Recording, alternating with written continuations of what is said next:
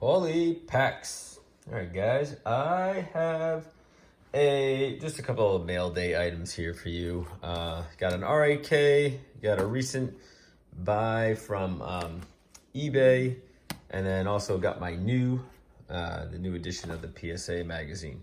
Normally we'll start with the PSA real quick. Normally I don't share this. I mean, I've been getting this for not quite a year, but I had to subscribe to PSA because I did a submission and I was trying to get a certain rate on some cards. So most of you guys have probably done the same thing, and then you get this PSA magazine every month. Sorry. Some interesting things in here as far as just in case you guys haven't seen the magazine. I'm not an advocate for PSA or promoting their stuff, but they do offer some interesting perspectives of some of the cards here. Obviously, this year or this month it's on Bobby Witt, focusing on some of his cards. But I do like thumbing through it real quick. They kind of go through some of the players that I like.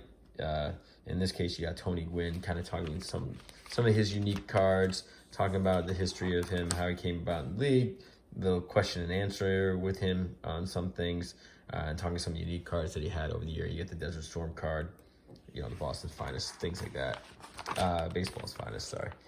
But but one thing I do like that is in this magazine is that they talk about the PSA grading standards, right? And I think it's such a subjective thing about understanding like how something goes from like a 9 to a 10 or an 8 to a 9. And you see people who are in this industry and submit stuff all the time and still get grades wrong, right? And Chris Soule, I think, is one of them too, right? He always puts a range. He says, I think it's going to fall between this number and that number. It's because this is going to be a 5 or a 6, or this is going to be a 7 or an 8, right? And he's usually pretty right, and he's usually spot on. But even him, he gets, sometimes he gets something off. He thinks it's going to be a 9 or a 10, and it comes back a 7, and he has no idea why, right? And so this does try to explain their standards and what they contemplate when trying to get a 10, a 9, an 8, or 7. It's still kind of, though, up in the air as far as how they get to this scale, right? But this is at least gives you some basic understanding of what their thought is behind their grade and why, if you did get a grade, this is where it falls into. But still, I think, other than straight measurements, if there's something on the surface or something like that you can't see and they're seeing, it would be nice if they told you that, right? Especially if there's something that you're thinking is going to be a, 10, 9, or 8, and you end up getting something like a 6 or lower, right? It has to be something notably wrong with the card. And if you can't see with the naked eye, it would be great if they at least gave you an explanation as to why or what they were seeing. Because maybe they're looking under it with the literal microscope and they're seeing something that you're not seeing with the naked eye. So those are always good to have, and at least they're being a little more transparent. But and then of course too, they give you sometimes, like, this is like the old school Beckett price guiding, like where certain cards are falling with the gradings, so you can tell which ones, which players are going up and which ones are kind of cooling off a little bit if you're looking at it from an investment standpoint or things like that. So always a fun little magazine just to look through. And of course, you get all your auctions, but I'm not gonna get myself involved with a lot of these auctions. I'm not paying $50,000 for things. All right, so next up will be my random act of kindness I got from a viewer. This one is from Goody G. So he wrote, I'm glad I could help you with your set. I'd love to help you and share. Keep up the great videos. Your friend, Goody G. So he is someone who participates in the weekly giveaway, and he knew that I was going for or searching for a card to finish my collection of the 1988 Topps, and he reached out and he says, well, look what I have in my collection sitting around. I got a Gary Thurman rookie card, 1988 Topps. So he had this lying around for me, number 89. So this, I would never, usually I'm not too happy to get a Gary Thurman card, but in this case I am very happy because it's the last card I needed to complete my set for the 88 Topps.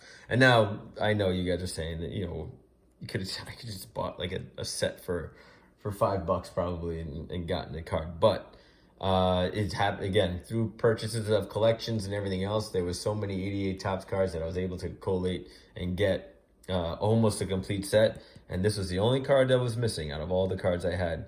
So it was, so I'm glad, Goody G, you reached out and sent that over to me. So I appreciate that. You guys check him out. I'll put a link to his channel. But happy to get that card. So that was very nice of you, and I'm glad you were able to help me complete my set. So by all means, though, too, that I encourage anybody, though, if you are trying to put a set together and missing some things, Wax Packs is trying to put together the 1992 Topps set. And I had a Craig Biggio All-Star card that he was missing. I gave that to him. Thought I had the Chipper Jones. I had the 93 Chipper Jones. So it's not the 92. I mean, I don't know how many rookies Chipper Jones could have, but he's got a million. But he had some players that he was missing. I think he's still missing the Chipper Jones 1992 Topps card. So if any of you guys have that one, Wax Packs is looking for that. But I'm going to keep my eye open for it. And then, so if you guys can help out, or if you need any help, if you're putting a set together, let me know. Well, if I have those cards lying around, I got a ton of cards lying around downstairs that I have to organize.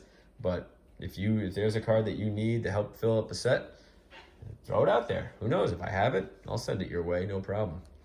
All right, but thanks again, Goody G. So then the last one here is something I just bought off of eBay. Now this is one of those cases where I was buying the card and not the grading company. So let me show you what I mean. And I looked at the card already because I had to inspect it just to make sure I was actually buying something authentic. Now, so I spent, I think it was $7 on this. And that might have been including the shipping and everything else. But, so this is a mint grading company, right? Not a premier grading company as far as, when you look at PSA or SGC or anybody else. But in this case, they said it's an 8.5 near mint, right? Now, if this was a PSA 8.5 or something like that, this card would have went for much more. But because everybody, whenever you see a grading company like this, nobody really bids on those cards. But I looked at the card in the pictures, and I mean, it's clean. It's a nice, clean card, and it's an actual authentic card looking at it. I do see like this corner does seem just slightly like little tipped.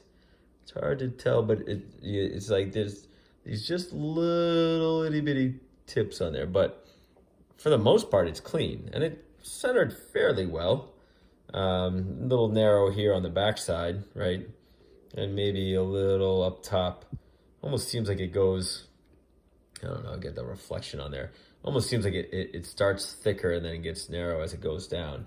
So like the centering here is going to be off, right? But on the front side, it looks pretty clean, right? You get these are pretty balanced. I didn't measure it, but those seem pretty balanced, top and bottom and left and right. Maybe ever so slightly a little more narrow here. And I don't know what that is. I don't know if that's like just a piece of someone's hair or something is in there. But if ever I wanted to truly crack this and get it regraded, I think it would grade out pretty well. And getting it switched over to a PSA holder or something would bode pretty well for the card. But for right now, I'm going to keep the card because I like the vintage of it. 74 Topps, seems to be more of a common, out of all the 70s sets, 74 Topps seems to be the most common of them all. I think that's kind of the first year it went from releasing everything in set series to doing it all at once. So they actually released the whole entire set in one swoop versus 73 and 72, 71. They released it in series, and that's where you get those high series number cards. But, again, look at it. I mean, it's a great condition card. I'm not buying it for the mint grading company logo for sure, but it's in great shape. And for $7, I mean, I couldn't, if I go out and buy it raw now for $7, at least I have it encased in a slab and it's not going to get banged up. So the price was right. Buying it pretty cheap and getting a good Hall of Famer and a vintage card. I can't complain with that. And like I said, worst comes to worst, if I ever want to get this reslabbed, I'll crack this, open it up, and maybe get it with a reputable company that would definitely increase the value if I was looking to resell it. So, but that's my that's what I got in the mail recently. So thank you, Goody G, again for this card. I'm glad I'm able to complete this set. And I kind of like this card, and I'm gonna keep my eye out for other ones like this. You know, anytime I get a Hall of Famer in a really great shape from a 70s or 60 card for under $10, you know, certainly gonna go for it. All right, guys. Hope you enjoyed it, and we'll catch you in the next one. See ya.